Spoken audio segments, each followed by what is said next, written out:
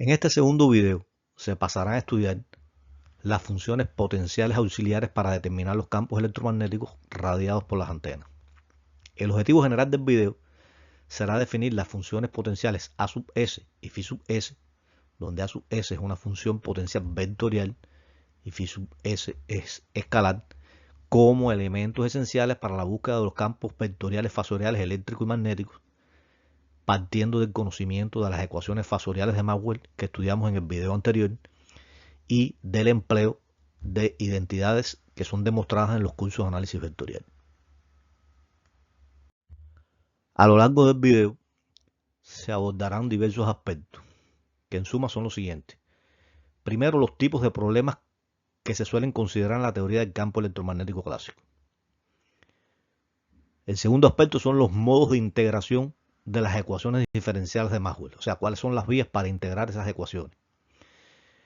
Se hará una introducción de los potenciales auxiliares A sub S y Φ sub S, o sea, de qué manera se pueden introducir esos potenciales, qué se justifica para poder introducirlo, cómo se introducen matemáticamente. Se hará una deducción de la ecuación no homogénea de Helmholtz para los potenciales auxiliares. Se solucionará dicha ecuación no homogénea de Helmholtz. Y finalmente se hará una interpretación del concepto de potencial vectorial retardado A, o sea, un potencial vectorial. Y esta vez ya no es fasorial.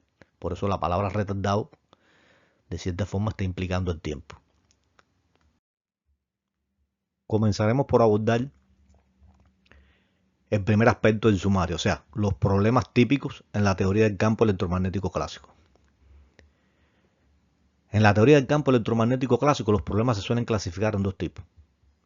Un primer tipo, que son los considerados problemas de análisis, y un segundo tipo, que son los considerados problemas de síntesis.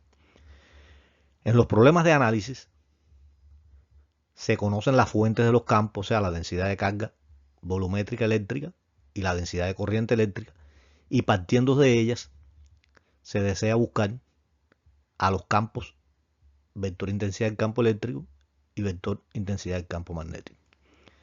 En el segundo tipo de problemas, lo que se conoce son los valores de los campos precisamente en una región, y lo que se desea es determinar las fuentes que los generaron, o sea, la densidad de carga volumétrica y la densidad de corriente eléctrica.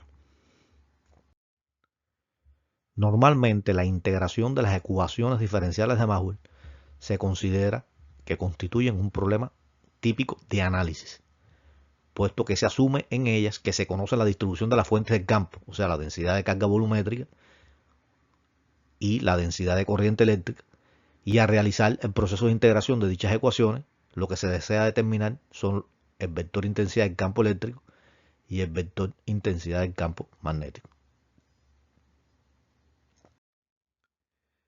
Teniendo en cuenta que el proceso de integración de las ecuaciones diferenciales de Maxwell es un problema de análisis, la pregunta es, ¿de qué modo se pueden integrar esas ecuaciones diferenciales? Para ello, tomaremos las ecuaciones fasoriales de Maxwell asimétricas, o sea, las ecuaciones de Maxwell donde no se considera, las reales, donde no se considera la existencia de monopolos magnéticos. En esas ecuaciones las fuentes del campo son la densidad de carga eléctrica, volumétrica, y la densidad de corriente eléctrica. ¿Cómo integrar las ecuaciones fasoriales de Maxwell? Pues bien, existen dos vías para resolver este problema. Una de las vías consiste en integrar directamente las ecuaciones de Maxwell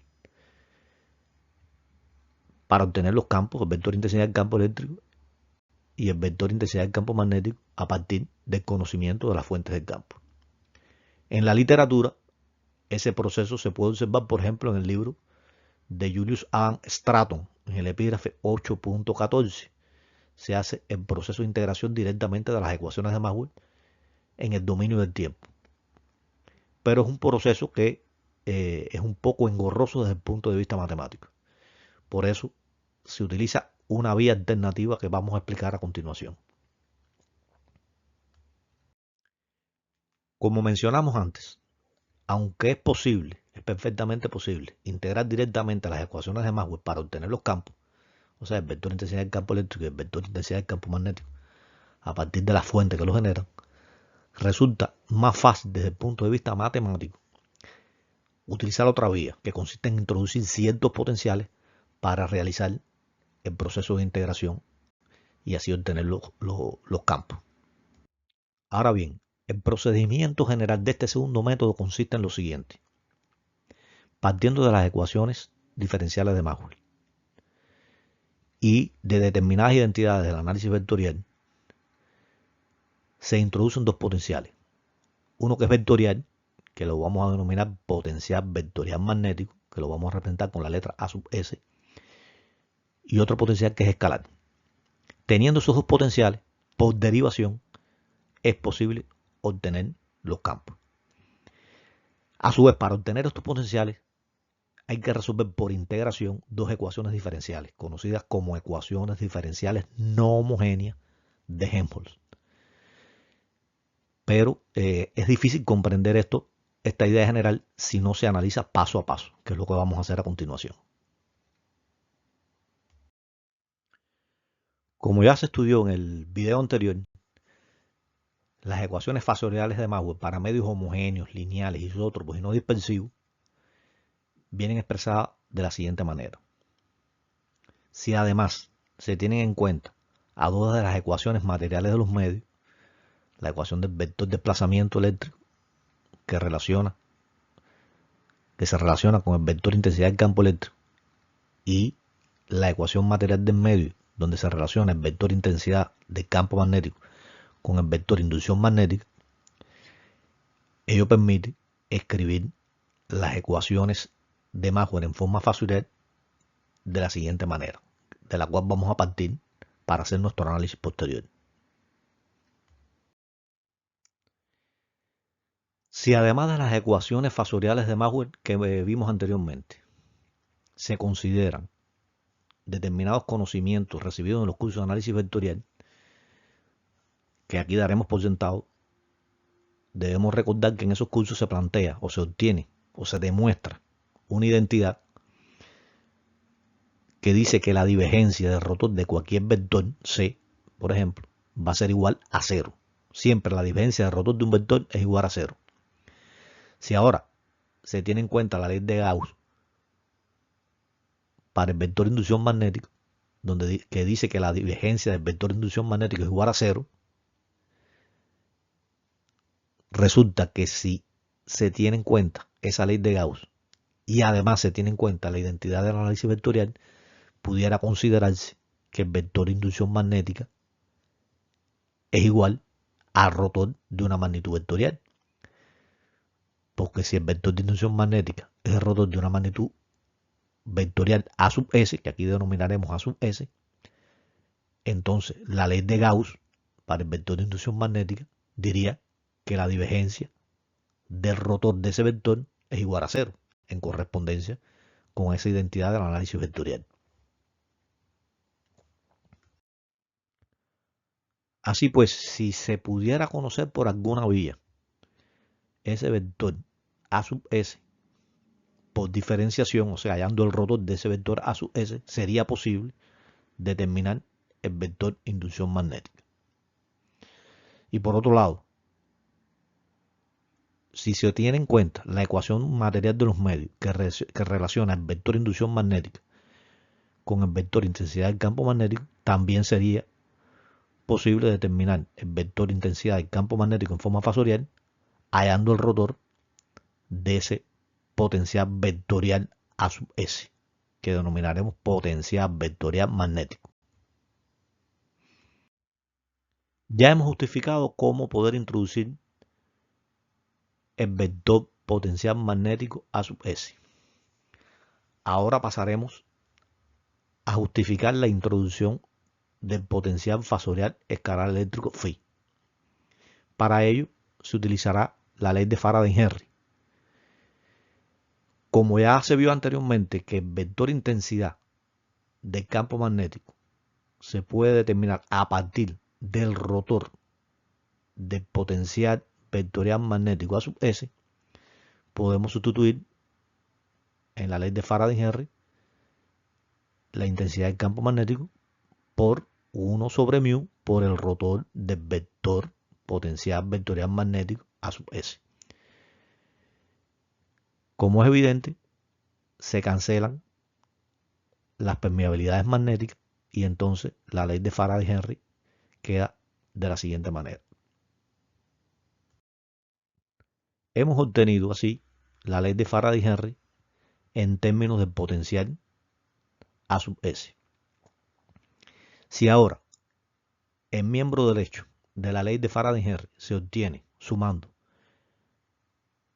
en el miembro izquierdo, resulta la siguiente expresión. Y como aparece el rotor en ambos términos, es posible extraer el rotor fuera del paréntesis de la siguiente manera. En estos momentos resulta conveniente recordar otra identidad que se demuestra en los cursos de análisis vectorial, y es aquella que plantea que el rotor del gradiente de una magnitud escalar siempre es igual a cero. Este escalar puede ser tanto positivo como negativo, o sea, de cualquiera de las dos formas, el rotor del gradiente de ese escalar va a ser igual a cero, sea en positivo o sea negativo. En este caso nos interesa tomar lo negativo para que esté en correspondencia con convenios que ya hemos adoptado en los cursos de electromagnetismo, como es el hecho de que se toma como carga de prueba una carga positiva, de modo tal que cerca de una carga positiva las líneas de fuerza del campo eléctrico salen y cuando es negativa entran. Para que esté en correspondencia con ese convenio es que vamos a adoptar que el escalar que denominaremos phi es negativo. Y bueno, la identidad dice que el rotor del gradiente de ese escalar negativo va a ser igual a cero. Retomando ahora la ley de Faraday-Henry transformada, que dice que el rotor del vector intensidad del campo eléctrico en forma fasorial más J por omega por el vector potencial vectorial magnético es igual a cero, o sea, el rotor de lo que está dentro del paréntesis es igual a cero, y teniendo en cuenta la identidad del análisis vectorial antes mencionada, pudiera considerarse que lo que está dentro del paréntesis es igual a menos el gradiente de una magnitud escalar, que en este caso hemos simbolizado como phi sub S.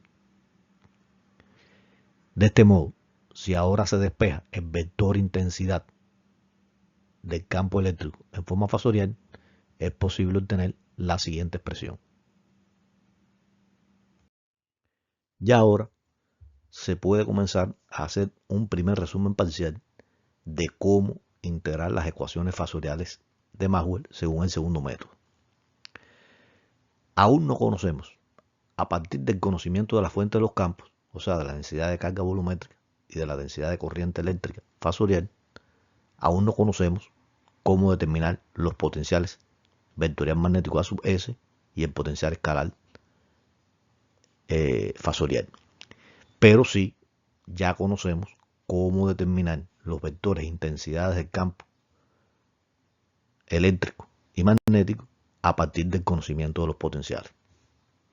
O sea, viene dado por las siguientes expresiones.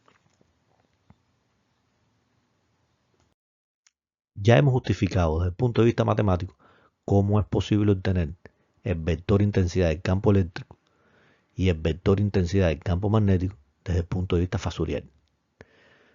Pero hay que recordar que lo que de verdad constituye un interés físico es determinar el valor de los campos en el dominio del tiempo. O sea, conocer el vector intensidad del campo eléctrico en el dominio del tiempo y el vector intensidad del campo magnético en el dominio del tiempo. Para obtenerlos, simplemente hay que recordar que conociendo la magnitud fasorial de un vector, es posible obtener dicho vector en el dominio del tiempo si se multiplica por e a la j omega t y se toma de ello, de ese producto, la parte real. Para el caso del vector intensidad del campo magnético, al sustituir su forma fasorial en este producto quedaría de la siguiente manera. Y si ahora se tiene en cuenta que la forma fasorial del potencial vectorial magnético a su S multiplicado por e a la j omega t no es más que el potencial vectorial magnético en el dominio del tiempo, resulta evidente que el vector intensidad del campo magnético en el dominio del tiempo no es más que 1 sobre μ por el rotor del vector potencial magnético en el dominio del tiempo. Para el caso del vector intensidad del campo eléctrico, al sustituir su forma fasorial dentro de un paréntesis, quedaría la siguiente expresión. Y si ahora se multiplica E a la J omega T por cada término, se obtendría el siguiente resultado. Y si ahora se tiene en cuenta que phi por E a la J omega T no es más que phi en el dominio del tiempo, y que A sub S por E a la J omega T no es más que A en el dominio del tiempo, y además se tiene en cuenta que la derivada de una magnitud vectorial en el dominio del tiempo no es más que la parte real de J por omega por ese vector por E a la J omega T, va a resultar que el vector intensidad del campo eléctrico se puede determinar como el gradiente de phi en el dominio del tiempo menos la derivada con respecto al tiempo del vector potencial magnético en el dominio del tiempo. Hay una propiedad de los potenciales que se han introducido que conviene tener en cuenta por su importancia en análisis posteriores, y consiste en que son múltiples los valores posibles de los potenciales que, sin embargo, conducen a los mismos valores del campo. Para comprender mejor esta idea que se quiere transmitir, pongamos un ejemplo. Supongamos que tenemos los siguientes potenciales.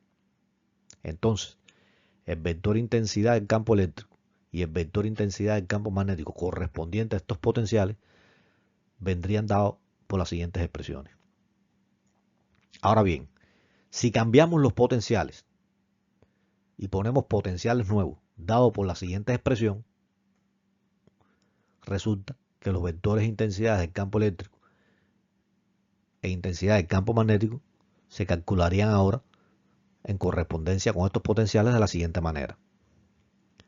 A primera vista, pudiera pensarse que E y H debieran ser diferentes a E sub 2 y H sub 2, respectivamente, puesto que provienen de potenciales diferentes.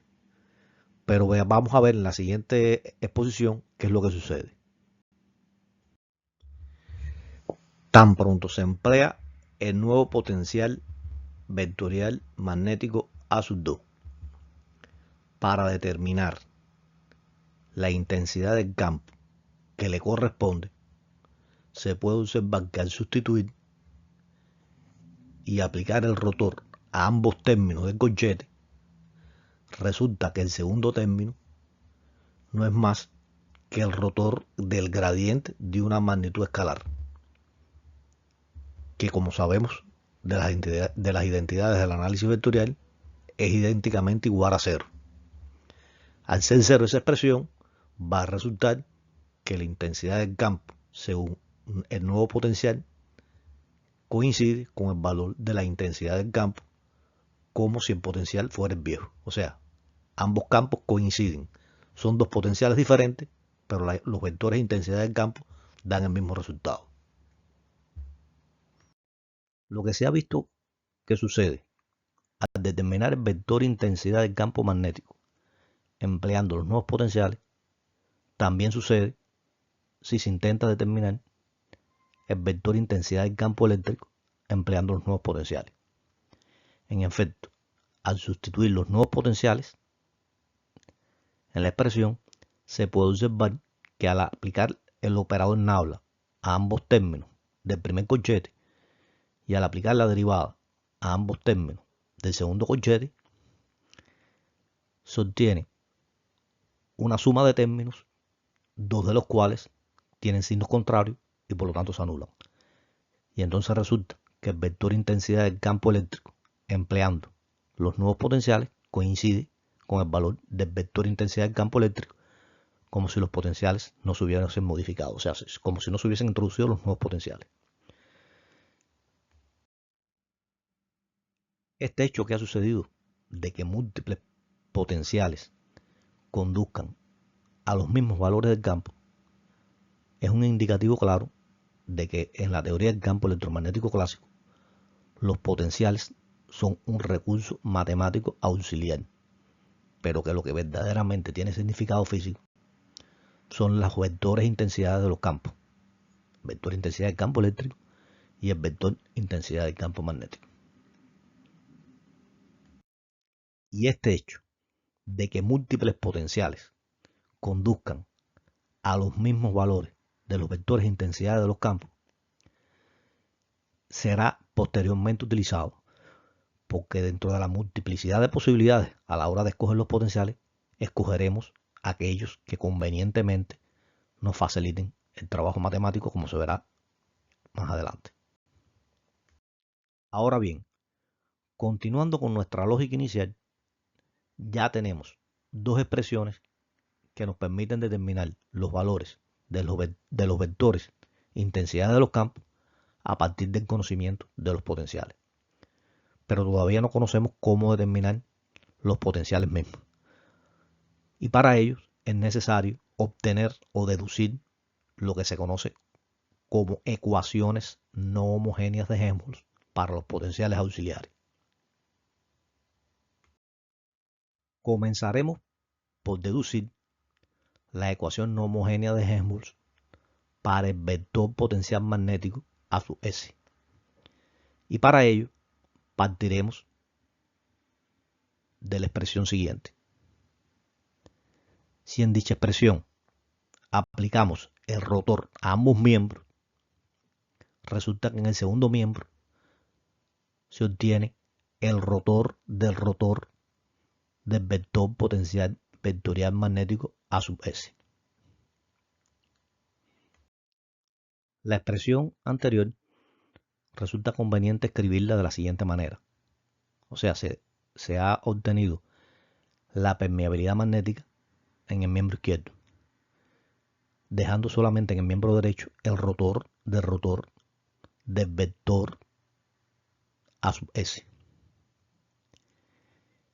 Si ahora se tiene en cuenta una identidad que se demuestra en el análisis vectorial, que plantea que el rotor de cualquier vector C es idéntico a aplicar el operador Nabla a la divergencia de dicho vector menos el operador Nabla al cuadrado sobre dicho vector, o sea, sobre el vector C, resulta que nuevamente podemos transformar el miembro derecho y escribirlo de la siguiente manera. Ahora bien, en el miembro izquierdo de esta expresión tenemos el rotor del vector intensidad del campo magnético, que por la ley de Ampère-Maxwell pudiera ser sustituido por la expresión densidad de corriente más J omega, permitividad dieléctrica del medio, por el vector intensidad del campo eléctrico, quedando la expresión con un aspecto nuevo, que es el siguiente. Si en la expresión obtenida anteriormente se multiplica en el miembro izquierdo la permeabilidad magnética por cada uno de los términos que aparecen dentro del paréntesis, se obtiene el siguiente resultado. Como se puede observar, en este resultado aparecen mezclados la densidad de corriente eléctrica, el vector intensidad del campo eléctrico y el vector potencial vectorial magnético a sub S.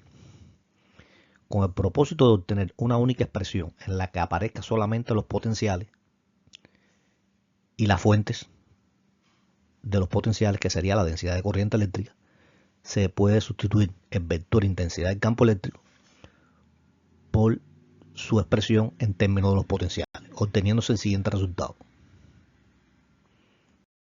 Si en el miembro izquierdo del resultado obtenido se multiplican los términos que están fuera del corchete por cada uno de los términos que están dentro del corchete, se obtiene el siguiente resultado, que tras una serie de modificaciones sucesivas puede ir llevándose hasta obtener la siguiente expresión. Nótese que en esta expresión, en el miembro izquierdo, solamente aparece el vector potencial vectorial magnético a sub S, y en el miembro derecho aparece la densidad de corriente eléctrica, que sería la fuente de dicho potencial. Pero además aparece un último término que vamos a valorar ahora qué puede hacerse con él. Si lo que está dentro del corchete, en la expresión que hemos obtenido, se considera que es igual a cero, la expresión se nos simplifica grandemente obteniéndose el siguiente resultado. Como es lógico, hay que justificar por qué nosotros podemos considerar que esa expresión es igual a cero.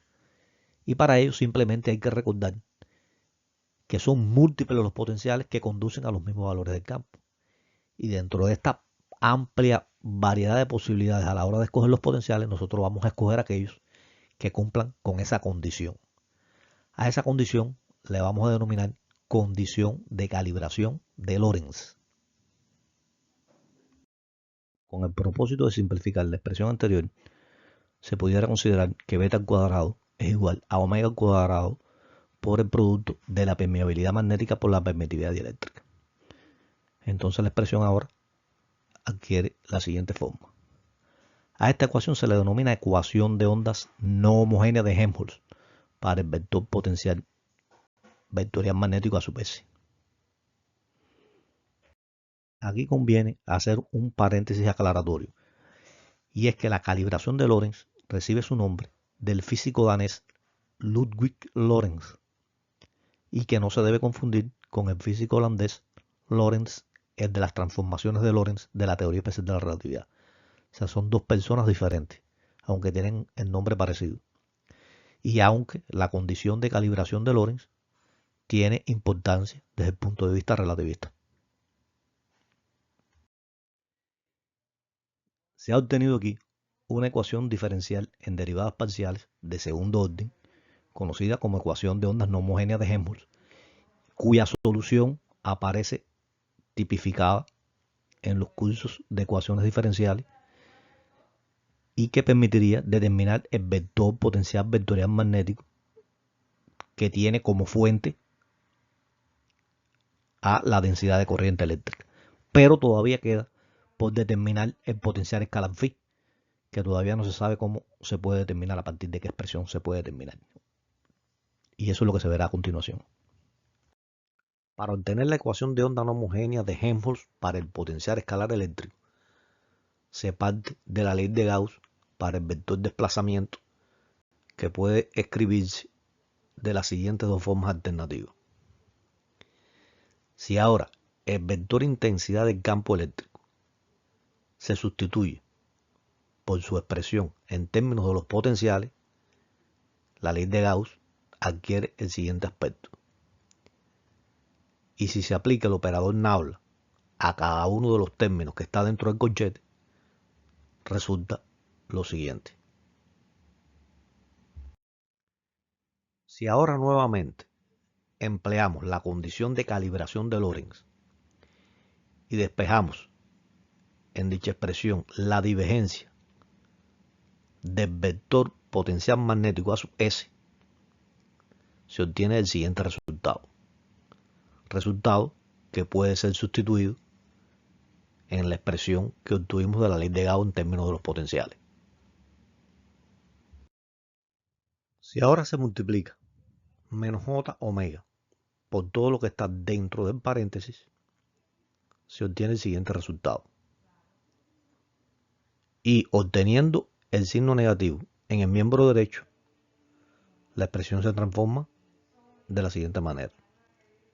Si ahora recordamos que beta al cuadrado era igual a la frecuencia al cuadrado por la permeabilidad magnética por la permitividad dieléctrica, entonces se obtiene la ecuación de ondas no homogéneas de Helmholtz para el potencial escalar. Resulta ahora conveniente notar que esta ecuación de ondas no homogéneas de Helmholtz para el potencial escalar phi sub s es formalmente idéntica desde el punto de vista matemático a la ecuación de ondas no homogéneas de Helmholtz para el vector potencial magnético A sub s que hemos obtenido antes. Y ello es así precisamente por haber escogido que los potenciales cumplen con la condición de calibración de Lorentz. O sea, una de las consecuencias de haber establecido la condición de calibración de Lorentz es que ella conduce a dos ecuaciones, una para el potencial vectorial magnético a su S y una para el potencial escalar phi sub S, que son formalmente idénticas. O sea, son igualitas desde el punto de vista matemático. Simplemente hay que sustituir el vector por el potencial escalar y se ve que el resultado es similar. Y por supuesto que la fuente que genera el potencial vectorial magnético es la densidad de corriente eléctrica. Y la fuente del potencial vectorial escalar es la densidad de carga eléctrica. Es la diferencia. Resulta conveniente mostrar algunas de las ecuaciones fasoriales que hemos obtenido y sus equivalentes en el dominio del tiempo.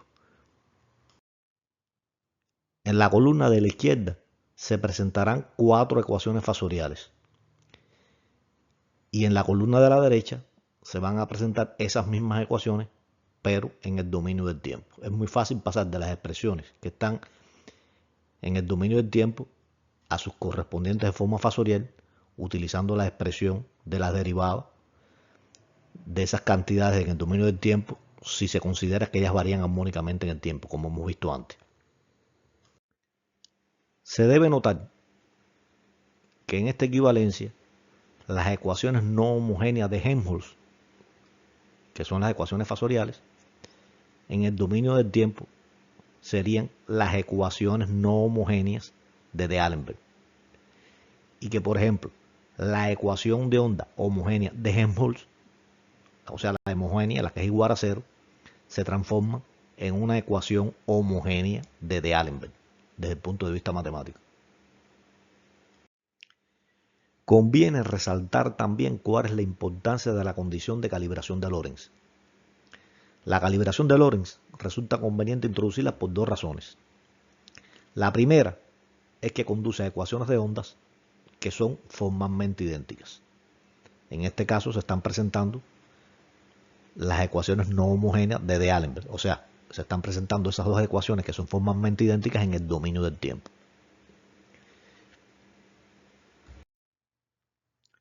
La segunda razón por la cual se introduce la condición de calibración de Lorentz es que ella resulta invariante desde el punto de vista relativista. Esto es, desde el punto de vista de los requerimientos de la teoría especial de la relatividad. En efecto, los potenciales escalar y vectorial son componentes contravariantes de un vector tetradimensional A supra I, cuya ley de transformación, al pasar de un sistema de referencia inicial a otro, se transforma de un modo análogo a como lo hace el tetravector de coordenadas X supra I, que lo hace a partir de las transformaciones de Lorentz con T. O sea, no es Lorentz que introduce la condición de calibración de Lorentz. Sin embargo, resulta ser que esa introducción es invariante desde el punto de vista relativista.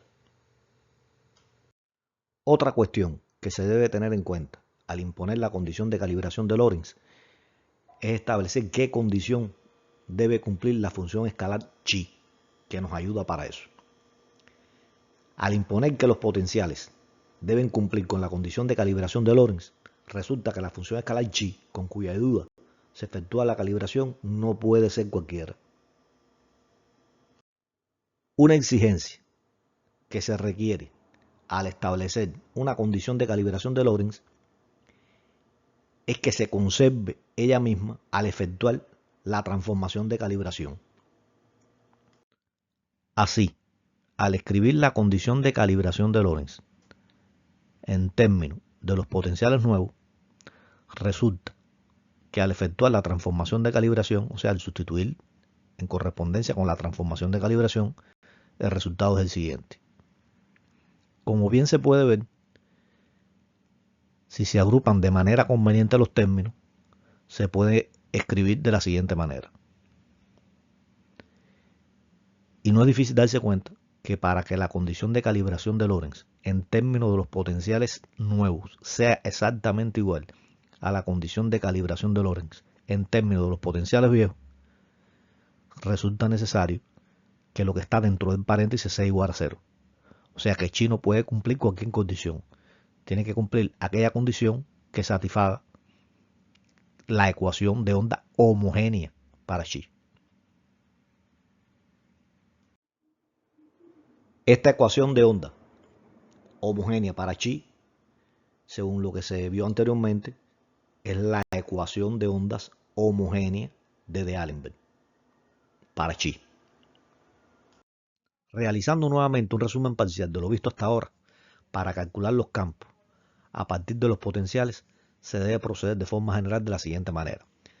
Dado el conocimiento de la fuente de los campos, o sea, de la densidad de carga volumétrica y de la densidad de corriente eléctrica, resulta posible, a partir de las ecuaciones no homogéneas de Helmholtz, integrarlas y obtener los potenciales, el vectorial magnético y el potencial escalar phi.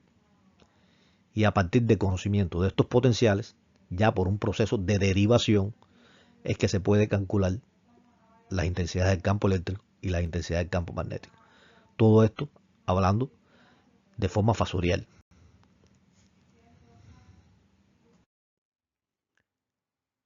El esquema tal y como está se puede simplificar todavía más. Más adelante se podrá comprobar que no resulta necesario el empleo de dos potenciales, que solamente con uno basta para resolver el problema. Pero por ahora vamos a seguir considerando que son necesarios los dos potenciales. Como se mencionó antes, las dos ecuaciones de onda de Helmholtz para los potenciales son formalmente idénticas. La única diferencia notable quizás es que una es vectorial y la otra es escalar. Como la vectorial se descompone en tres ecuaciones escalares correspondientes a cada una de las componentes del espacio tridimensional, solo resulta necesario solucionar una ecuación escalar. Al solucionar una ecuación escalar, se tienen todas las soluciones necesarias para tener el resultado de la vectorial también.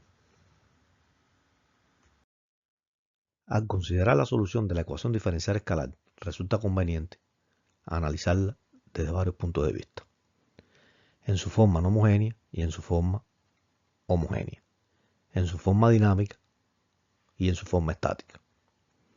Se considera que la ecuación es dinámica cuando la frecuencia es diferente de cero. En este caso, beta, al ser la frecuencia diferente de cero, también será diferente de cero. La ecuación se considera que es homogénea cuando es idénticamente igual a cero, o sea, cuando la densidad de carga volumétrica es nula. Y no homogénea cuando la densidad de carga tiene un valor y por lo tanto la expresión queda de la siguiente manera. Por otro lado, las ecuaciones se consideran estáticas cuando la frecuencia de oscilación de los campos es cero. En ese caso, también beta resulta que se anula. Y si beta se anula, la ecuación homogénea se simplifica y se obtiene la ecuación de Laplace. Y la ecuación de ondas no homogéneas también se simplifica y se obtiene una ecuación de Poisson. Se pasará primero por solucionar las ecuaciones escalares homogéneas. Y para ello resulta conveniente considerar que las fuentes de radiación están localizadas y emitiendo en todas direcciones. De modo que a grandes distancias de ellas se puede considerar conveniente emplear coordenadas esféricas al trabajar con el operador Naul. O sea, a partir de la siguiente expresión. Si ahora, por simetría esférica, se considera que el potencial eléctrico fasorial no es función ni de zeta ni de phi, sino que solo será dependiente de R, la expresión anterior queda del siguiente modo. Por lo que teniendo en cuenta las ecuaciones dinámicas y estáticas homogéneas, según el resultado del operador Naul al cuadrado anterior, se pudieran escribir de la siguiente manera.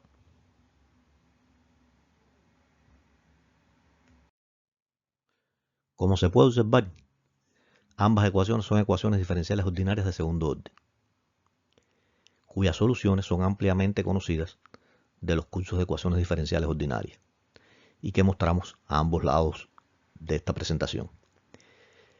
Nótese que las ecuaciones del caso dinámico, o sea, cuando la frecuencia es diferente de cero, y la del caso estático, cuando la frecuencia es igual a cero, solo se diferencian en la presencia del factor e a la menos j beta r, que aparece en el caso dinámico, pero no aparece en el caso estático.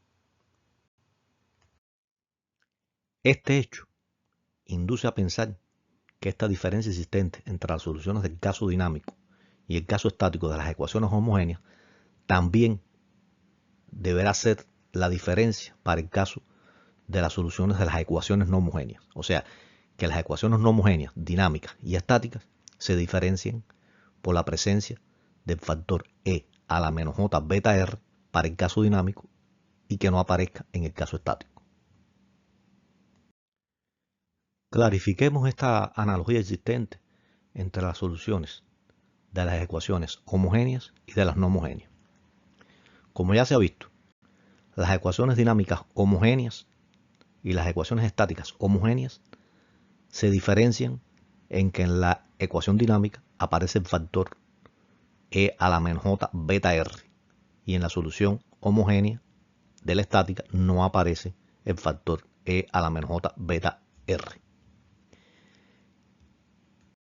Por otro lado, para la ecuación dinámica no homogénea no conocemos cuál debe ser su solución, pero sí se conoce cuál es la solución de la ecuación estática no homogénea, que es la ecuación de Poisson, cuya solución aparece en los cursos de física asociado con el electromagnetismo. La solución de la ecuación de Poisson viene dada por la expresión siguiente. Ahora bien, aunque no se conoce la solución dinámica no homogénea, sospechamos que la diferencia que debe haber con respecto a la estática no homogénea es que en la no homogénea dinámica aparezca el factor e a la menos j beta r y que en la estática no aparezca, como sucede al solucionar las ecuaciones dinámicas homogéneas, estática y dinámica. Por lo tanto, la analogía existente entre las soluciones de las ecuaciones homogéneas y las no homogéneas para el caso dinámico y para el caso estático, representadas visualmente, debiera ser como sigue. Como se puede observar, la ecuación dinámica no homogénea solo se deberá diferenciar de la ecuación estática no homogénea por el hecho de que aparece el factor e a la menos j beta r en conformidad a cómo sucede entre la solución dinámica y estática de las ecuaciones homogéneas. Ya disponemos de una solución para la ecuación de ondas no homogéneas, para el caso escalar, para el caso del potencial escalar. Como se puede observar, la integración queda función de la densidad de carga volumétrica y del factor e a la menos j beta r, y es dependiente de la distancia que existe entre la densidad de carga volumétrica y el lugar en el que se quiera determinar el potencial. Si se desea la solución de la ecuación no homogénea vectorial, o sea, de la del potencial vectorial magnético A sub S, se debe recordar que un vector está compuesto por tres escalares. Por lo tanto, se dispondría de tres ecuaciones escalares que formalmente son idénticas a la del potencial escalar. Por lo tanto, la solución debiera ser la siguiente. Y queda la integral dependiente, esta vez, no de la densidad de carga volumétrica, sino de la densidad de corriente.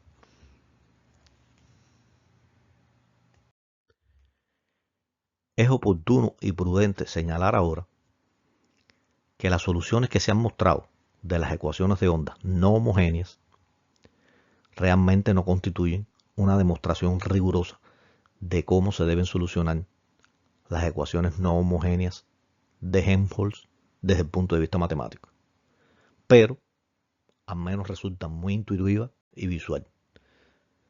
Y por ahora nos vamos a conformar con este proceder. Con el objetivo de ilustrar los potenciales fasoriales obtenidos anteriormente, se asumirá que se quieren determinar en puntos alejados de la fuente, las cuales se colocarán en el origen de coordenadas. Lo primero que se debiera destacar con respecto al proceso de integración volumétrica en ambas expresiones es que el volumen o la integración volumétrica se refiere a la zona en la cual se encuentra la densidad de carga eléctrica para el caso del potencial escalar eléctrico o la zona volumétrica donde se encuentra la densidad de corriente eléctrica para el caso del potencial vectorial magnético.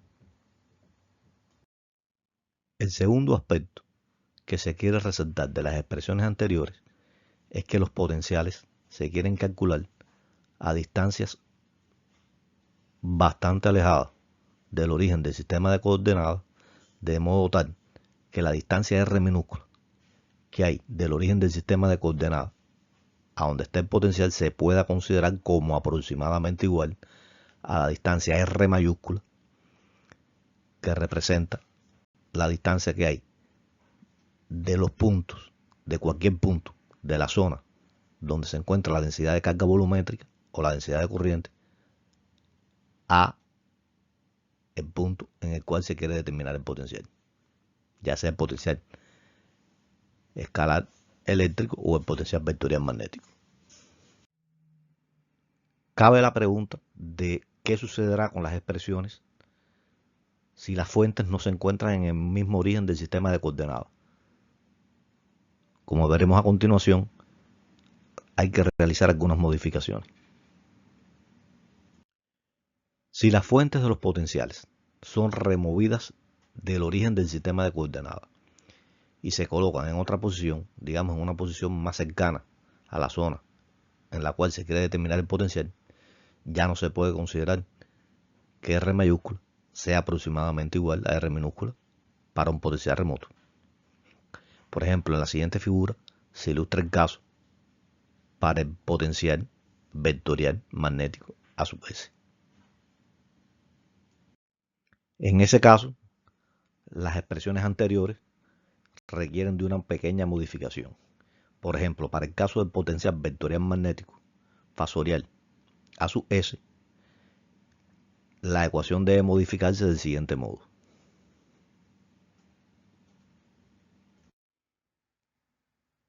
Algo similar deberá realizarse para el caso del potencial escalar fasorial. Una modificación similar se le debe realizar, cambiando la R minúscula por la R mayúscula. Ya ahora sí se puede completar el esquema que hemos venido trabajando. O sea, para poder integrar las ecuaciones diferenciales fasoriales de Maxwell, la vía que se ha tomado es, dado el conocimiento de la fuente de los campos, o sea, la densidad de carga volumétrica y la densidad de corriente eléctrica, se solucionan las ecuaciones no homogéneas cuyos resultados son los siguientes por un proceso de integración. Se obtienen los potenciales vectorial magnético y escalar, y teniendo el valor de dichos potenciales por un proceso de derivación dado por las siguientes expresiones, se pueden obtener los valores de los campos, o sea, del vector intensidad del campo eléctrico fasorial y del vector intensidad del campo magnético fasorial. La H mayúscula que aparece en la fórmula matemática indican que esos vectores se van a determinar a partir del potencial vectorial magnético a sub S. En próxima conferencia se va a explicar la razón de por qué se introduce esa letra A con más detalle.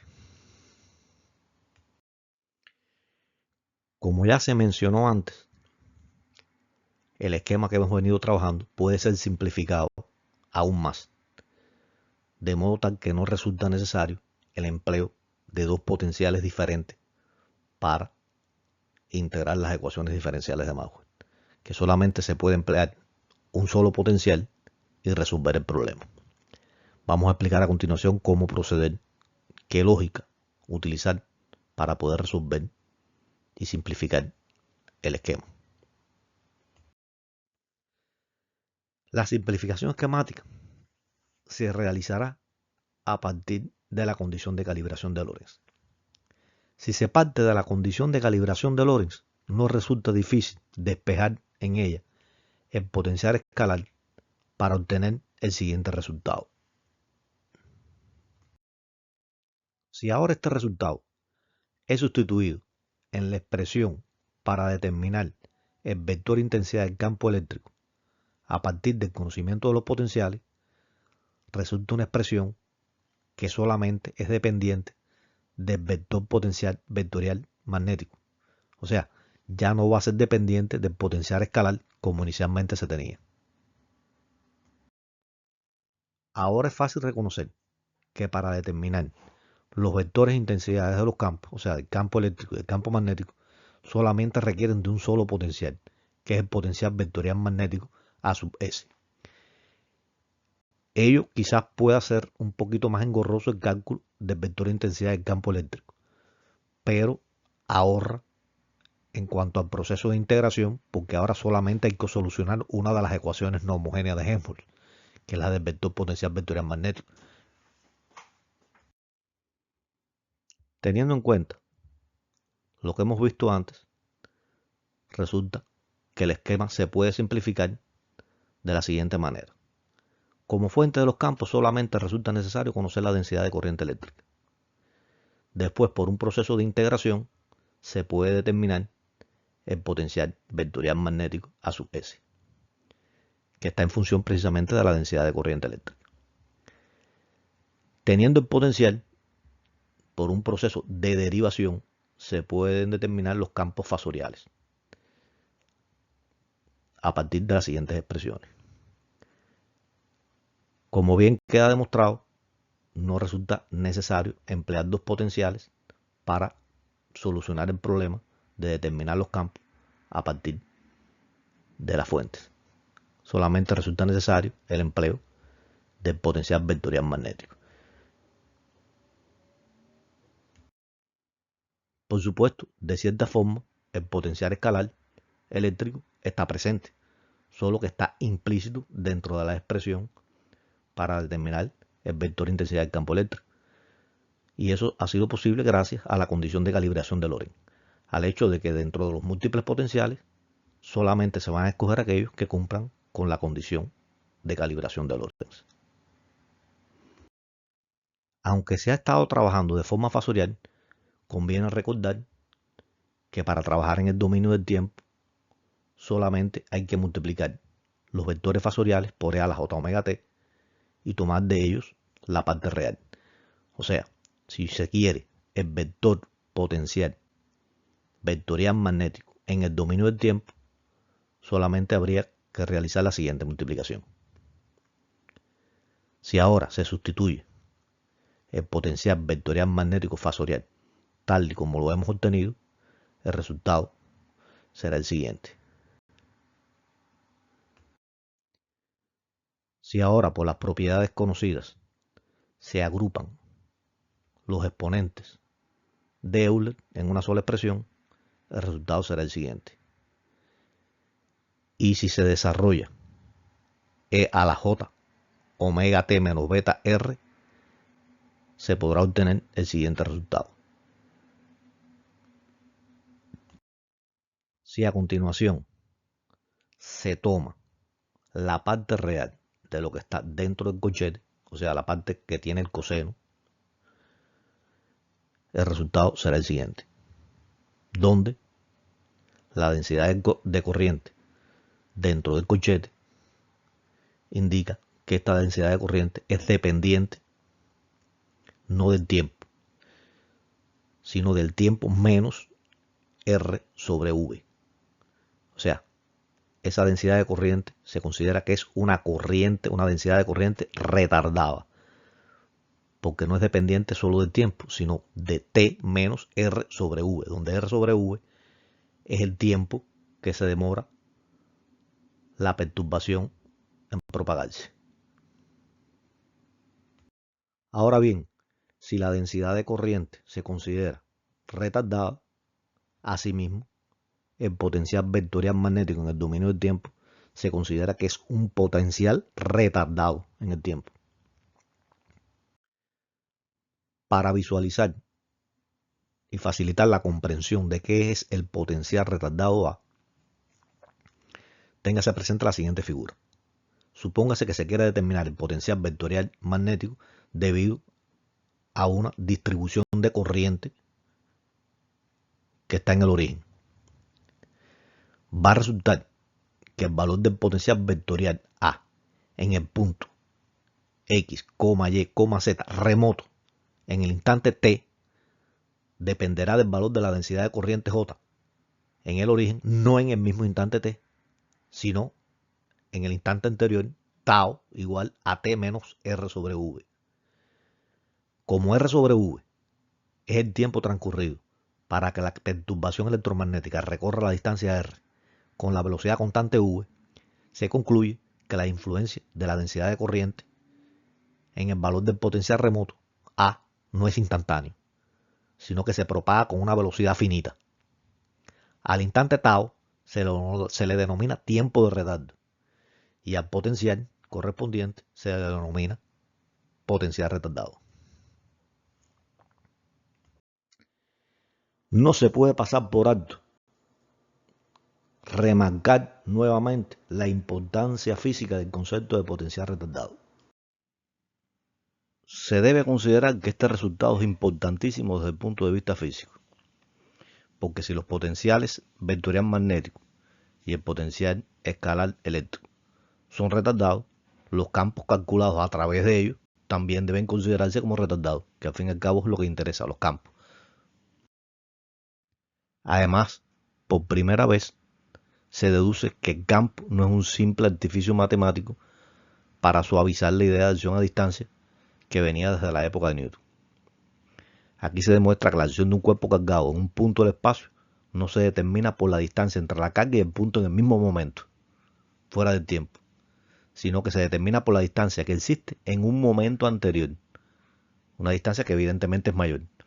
Si la velocidad de la carga es próxima a la velocidad de la luz, resulta que la diferencia entre las distancias resulta aún mayor. A modo de conclusión general, se puede decir que existen dos vías posibles para obtener los campos remotos a partir del conocimiento de las fuentes que los generan.